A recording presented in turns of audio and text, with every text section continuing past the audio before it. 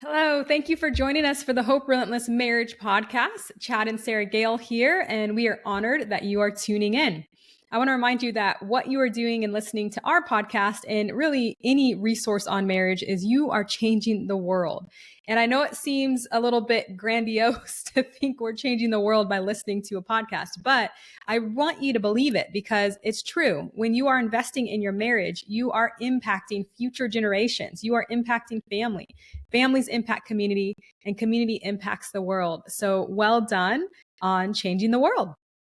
That's right, world changers. Today, we are talking about continuing to look at some of the questions or comments that Sarah Gale and I get either from the podcast or as we work through couples. So today, we're going to look at an additional 2 or 3 questions.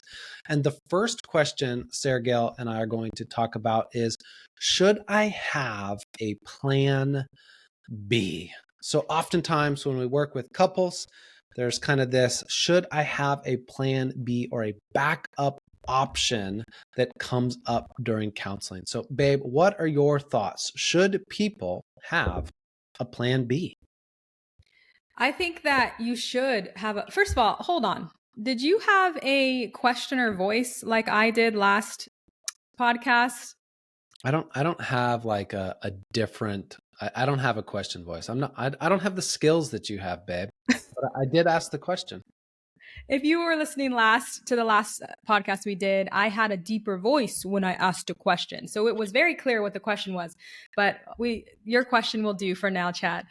Okay, should I have a plan B? I think if you want to follow it, yes. If you want to follow your plan B, then I think you should have one, because the example I give is if I'm trying to run 5 miles and I know that I can stop at 1 mile, then it's going to impact everything, because when I get tired, then that 1 mile is going to look really good. And so I might just stop at 1 mile if that's an option.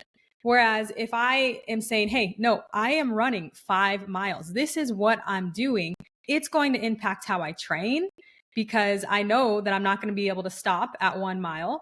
And it's going to impact the commitment level that I have to the process of training, because I know it's going to take, intentional work to accomplish that 5 miles. Where if I know in the back of my mind, I can get off at 1.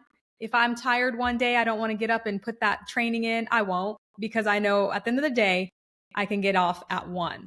So that's the analogy I like to use when it comes to, should we have a plan B? I think if we want to take it, sure.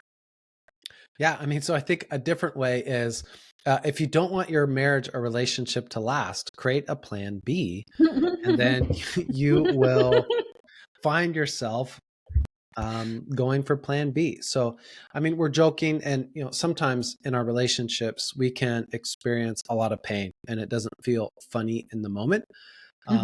But what we have seen with couples that maybe are in a difficult or a painful situation, when they recommit in the midst of that season and say, hey, I'm throwing out plan Bs. I'm not going to have a backup plan.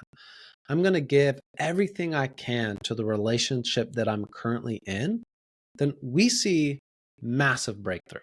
We see growth. Yeah. We see couples willing to persevere and to continue to show up for one another. And there's something powerful that happens when our spouse sees us commit. And I'll take a moment and just speak to the individuals that are in a relationship. Sometimes we can wait for the other person, but if both people are waiting, nobody's taking action. And so I even just as a man, as a father, I want to encourage the men, take that first step, throw out the plan B and start acting as if you've only got one plan, this marriage, this relationship, and just a day at a time, give it everything you've got. Commit to learning, commit to growing, commit to forgiving, commit to the relationship. And the reality is your spouse, your girlfriend, they might not respond immediately, but over time, I believe that people want confident, strong leaders in their life. And so as men, when we begin to lead, people don't need to start worrying about plan Bs or backup plans. And simultaneously, I know for me, babe, like Like I am the worst multitasker. I like Mhm. focus. I like clarity. What am I working on, right? What is the mission? What is the goal? What are we trying to do? And so when I have clarity that this relationship's the priority, I show up different. And I think that's Yeah. part of the value of showing up with only one plan, with one relationship, committed to make it work. We give it everything we have. We get rid of the victim mentality. We get rid of um, trying to come up with backup plans. In a relationship, I think it's tough to have a backup plan and to see the current relationship continue to grow and thrive. Yeah. And so we're not talking about staying in an abusive relationship or an immoral one by any means. We're not saying you need to just buckle down. We're not saying that at all. Because I think we can understand why people have a plan B. Maybe it's your second or third relationship and you've been hurt in the past and you're just like, hey, I just want to make sure that I don't do or put myself in the scenario that I was in before. And so a lot of times I think a plan B is us trying to honestly protect ourselves. Yeah. But when we do that and when we approach relationship like that, then we only get so much of the relationship. And it's like in our efforts to protect ourselves, we don't allow ourselves to be vulnerable. And relationships that are fulfilling are vulnerable. There's trust there. And then another thing with plan Bs, it's like, oh, well, what if the grass is greener on the other side? So I'm not going to completely shut the door to different aspects. And it's that mentality where the grass is greener where you water it. And whether you do the work with the spouse you're with now or with someone else, there will be work that's required. And a lot of times, what happens is not a lot of times, all the times, you take yourself with you to the next relationship. And you are the one that most likely had a lot of things to work on that could have helped the marriage be in a different place. Yeah, I mean, those are such good thoughts and such good ideas of, that grass is greener. We know it's not true in other areas. And the reality is in relationships, it oftentimes isn't as well. And so should I have a plan B?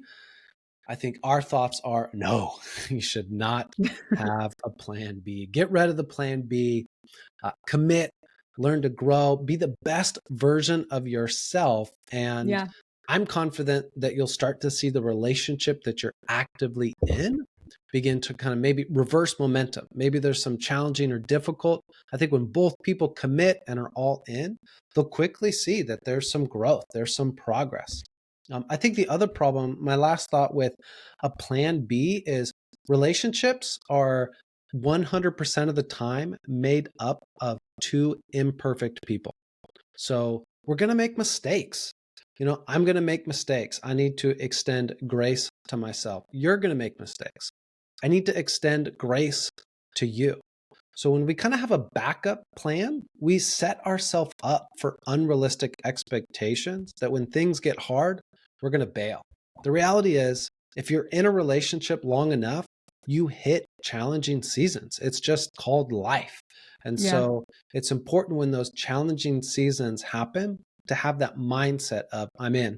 I'm going to figure out how to make this work. I'm going to learn. I'm going to grow. I'm going to serve. I'm going to forgive. I'm going to, whatever it is that the relationship needs in that season. When we're all in, we look for answers. When we have backup plans, we look for reasons to exit.